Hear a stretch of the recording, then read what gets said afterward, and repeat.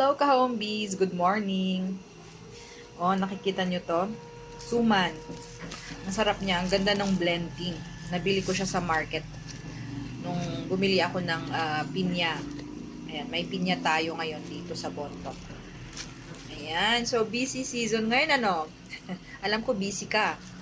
Kung hindi tayo maingat, dito pwede tayong malugi, ma-burnout, at pwedeng may mga reklamo. Kasi busy season eh. Ang daming bigla ang nagpaparush ng order, ang daming bulk order, mga ganon. So, paano natin iso-survive itong busy season without compromising our brand? Ang sarap. Una, linawin natin yung ating sistema. Mag-set tayo ng cut-off sa orders. Sabihin mo sa customer kung pwede talaga or hindi. And then, maglista. Huwag hindi sa memorya, ilista. Tapos, batch ang production na, hindi pa isa-isa. Maraming sanan. Kasi kapag pa isa-isa, magastos din sa kuryente, no?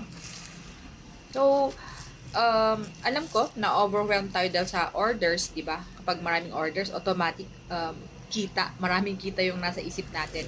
So, syempre, huwag pa rin nating i-compromise yung quality over quantity. So, mas okay pa rin yung consistent na maliit na orders, pero maayos. Kaysa ang dami-dami mong order, hindi maayos. Eh, ang dami ring reklamo bukas. Ganon. Ano yung hindi natin dapat gawin? Huwag tayong tanggap ng orders basta-basta. Lalo kung hindi natin kaya. Magbigay ka ng mga last minute discount dahil nahihiya ka, dahil nga, di ba? Alam mo yung ngayon, di ba? Wala bang discount, ganun. Stick pa rin sa yung pricing rules. Kailangan nilang bayaran yung shipping fee. Pabayad mo, naku, kala mo. Kasi, ikwenta mo. Mamaya, nagbigay ka ng discount, wala na palang natira. Lugi. Overtime.